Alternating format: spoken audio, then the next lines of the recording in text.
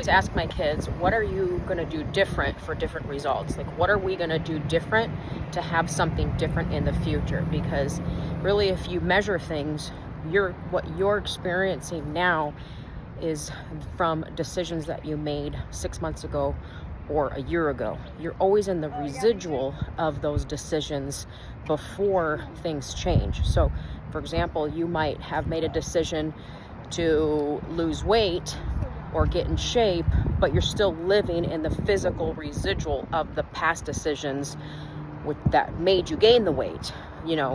Obviously pregnancy is different because you were pregnant, but I'm talking about like the eating habits and lack of exercise and just lack of movement and a healthy lifestyle that catches up to you. So you're living in the residual of those past decisions. So it takes time for things to actually change and shift to start seeing it in the physical.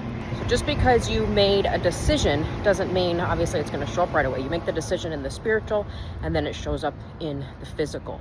But between those two things is the action. So it takes action between you make the decision and then you take the action. And this is where a lot of people, they get burnt out because they want the results right away. They don't want to do the work that it takes to get the results. This is why everyone looks for an easy way out. They don't want to grow their hair, so they put extensions on. They don't want to get in shape, so they take a drug to help them lose weight.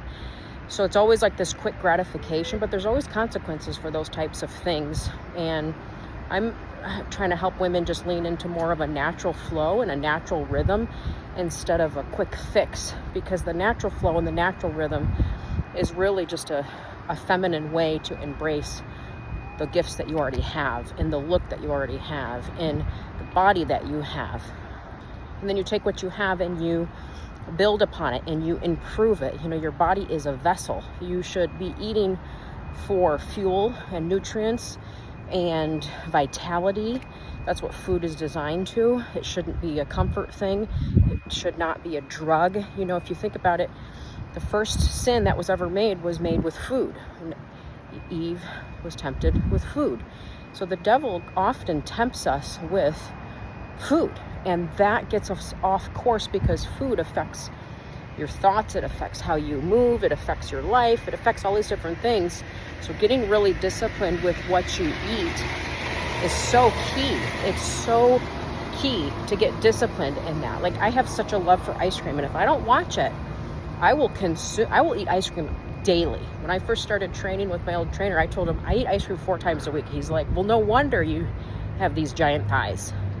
I was just consuming amounts of sugar, and I got used to it. Like, my body got used to it. I craved it. I loved it. I still do. So I have to watch it. I have to really be careful because, man, I will go down, eat those giant bowls day after day after day. So really being disciplined to get the results that you want is part of coming up higher. It's part of coming up to more of an elevated lifestyle. It takes discipline and it takes consistency and motivation. It's almost like you need those 3. You need the motivation, you need the discipline, and the consistency to just keep going, even when you don't feel like it, even when nobody's rooting for you, even when everything is coming against you and people are mocking you or talking about you behind your back or gossiping or whatever. You still need to keep going. You still got to keep focused.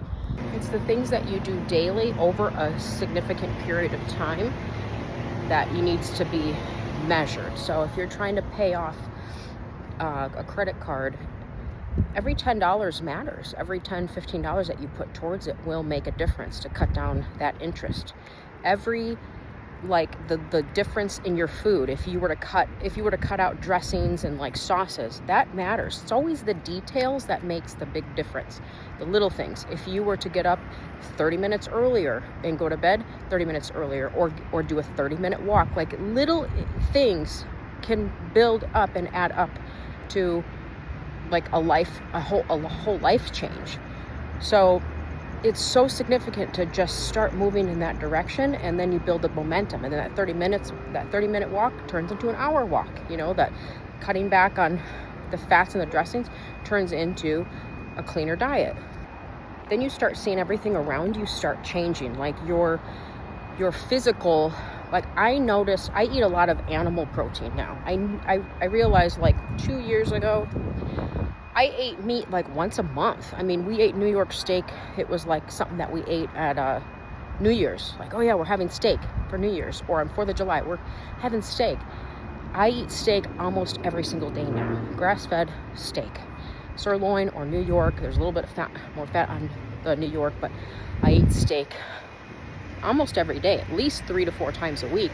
And it's in small portions, 4 ounces, but I realize that animal protein is so good for you. Man, it's made my skin. I've had no Botox, 41 years old, and I barely have any wrinkles. I mean, I get in these little 11, whatever it's called, but I think it's from the animal protein.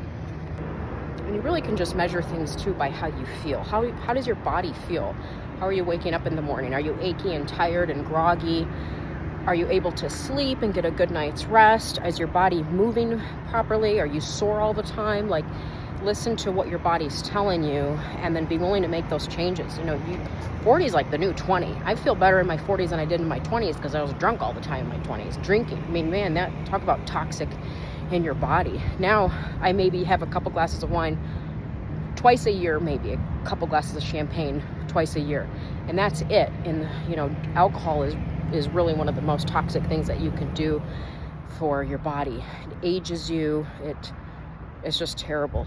So clean eating and daily movements, sunshine, salt water, electrolytes, laughter, simple things can really transform your life and allow you to live a more simple, peaceful, healthy, elevated life. Getting back to like organic food, so your body doesn't have to process chemicals and your body doesn't have to process all of those toxins, is so important. Limiting all of that process. I'm not saying never have some chips or something. I mean, of course you're gonna live and enjoy, but I'm talking about the 80-20 rule. Like 80% of the time it's clean and you're focused and you're on cue, and then you're giving yourself some nice bowl of ice cream, or something fun, and that little bit of 20% of the time, or 90-10, or however you want to do it. But if your 80% is all the junk and the garbage, and then you're like, well, I worked out one time this week, you're not going to get the results that you want, because the results are coming by your habits and the daily activity. I always need the constant reminder. This is why I talk about it, because I'm reminding myself as I'm sharing it. And it's so easy for us to get on autopilot, especially as women. We get busy. You're a mom or wife, you have so many things. Like, your to-do list is never ending. It's just like a constant thing, and you get burnt out, and you're not focusing on your health, but you might be saying, well, I deserve this iced, latte. I deserve this big bowl of ice cream. I deserve to drink some wine. I deserve this after a long day, because you're giving yourself a reward for how burnt out you are. So it's just shifting life. There's going to be seasons that are busier, more hectic, more stressful. But what can you do in that season to help? Take a nice bath, go for a walk, give yourself a little bit of self-care. You might not be able to go on a vacation. I haven't been on a vacation in I don't know. I haven't been like out of state in like a decade, or maybe not that long, 5 years. But so I give myself little areas to unwind. Sauna. Okay, maybe you don't have a sauna, maybe a walk, maybe a little swim in the pool, maybe just a quiet lunch, maybe a bike ride, so you're giving yourself like these little pockets of time as a reset. You don't want to stay in that reset too long. You want to use that to fill yourself back up and then start being productive again. So you're filling yourself back up. You go out, you be productive, you make the changes that you need to change. Don't reward yourself with a big piece of cake that is going to just start this cycle, or reward yourself with binge watching something that's not going to produce anything. So those are just going to put you farther behind. Reward yourself with a good workout. Reward yourself. I know it doesn't sound fun, but you will feel better. Trust me, you will feel better if you reward yourself with things that are going to help you be better. I used to reward myself with going to Target. Well, I'm going to go get some Chick-fil-A, and then I'm going to go browse Target and see what I can find. So I was eating junk, because Chick-fil-A is actually junk, and I was browsing Target to see what I could find and find things that I didn't need, and I was going on the clearance end caps, and just that was my, well, I deserve this type thing. And You know, it's a mental switch that needs to happen. I want to be better than that. I want to come up higher. I want to make decisions that are going to produce life and to enhance and to move my life forward and my kids' lives forward, and to do something that's for the greater good, not be stuck in a cycle of, you know, self-deserving things that are destructive.